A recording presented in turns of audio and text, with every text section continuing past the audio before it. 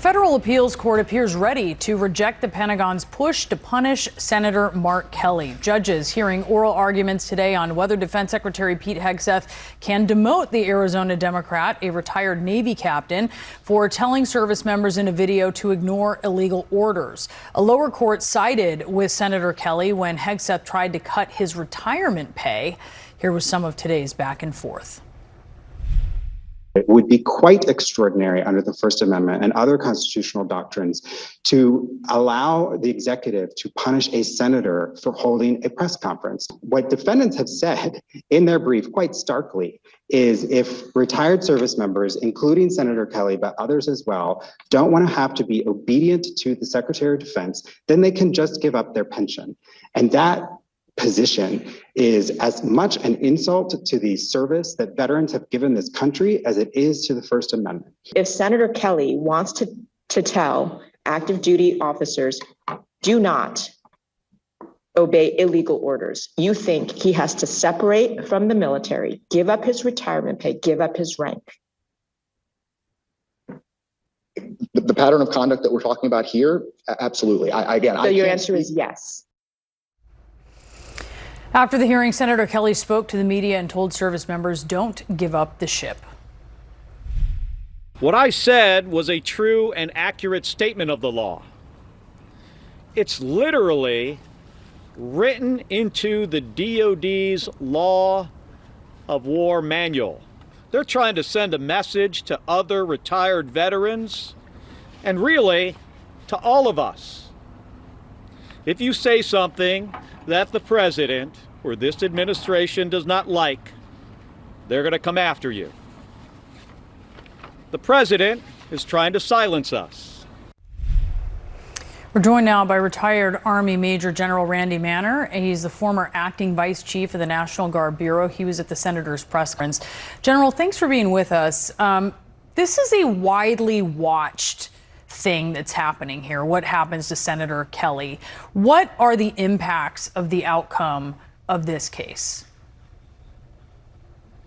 I was in the courtroom and observed all of the questions that the three judges asked the government and, of course, the defense attorneys.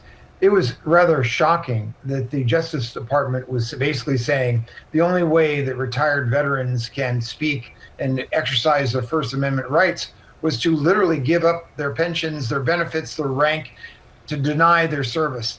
I was in shock that our government was basically saying this. The very same government that we were fighting for, that we all have fought for in combat, as well as, of course, that we fought for everyone's right to speak freely under the First Amendment. It was very disturbing and it was shocking. The good news was that the judges were extremely skeptical about the government's arguments. And I hope that this goes the way to allow veterans to respectfully exercise their First Amendment rights. General, explain the difference between someone who's active duty and someone who is a veteran in terms of their ability to speak, especially when we're talking about political speech or to have the full breadth of free speech. Because there's also a norm sometimes, and some retired members or former members of the military will adhere to this, where they aren't going to weigh in on sticky subjects. It's certainly their right to do so, but there's a norm that maybe they won't. It's a requirement when they're in. Can you talk about sort of the tension there? Yes. When you're on active duty, no matter what your rank, you are not permitted to engage in uniform and political rallies. You are not permitted to make political statements, and you certainly would not be permitted in any way to say anything against the chain of command or the administration relative to policies in that manner. That is what is required for good order and discipline. Now, as the senator had said and has been upheld so far, we are not obligated, no military are obligated to obey illegal orders. So the bottom line is that while you're on active duty, you are not permitted to speak up outside of using the chain of command. When you are retired, such as I am, and such as Senator Kelly is, you are able to speak respectfully, but yet directly about various issues that are facing our country, which obviously we have put our lives on the line for. We especially saw in 2016 and onward retired military leaders saying what they felt, right, politically about things when ordinarily they might not have during a different environment. Yeah.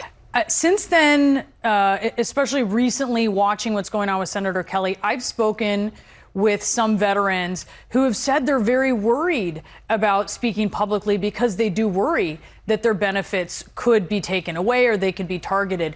What do you think, as we're looking at this court kind of pouring cold water on what the government has been arguing, what do you think the takeaway is going to be for those veterans who have been a little worried to speak up as they watch this case proceed?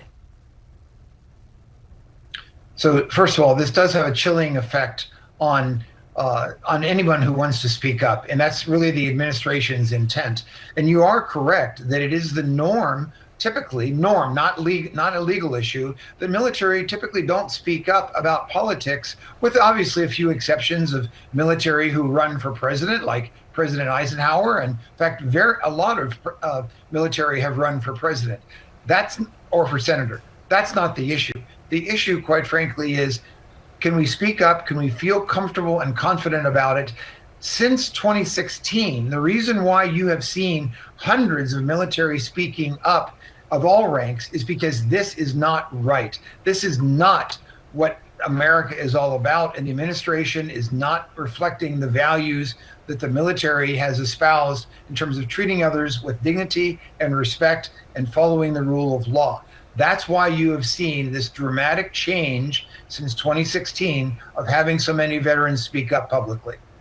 Yeah, there have been norms, but certainly there has always been this right that you have veterans able to exercise. Major General Randy Manner, thank you so much for being with us. We appreciate your time.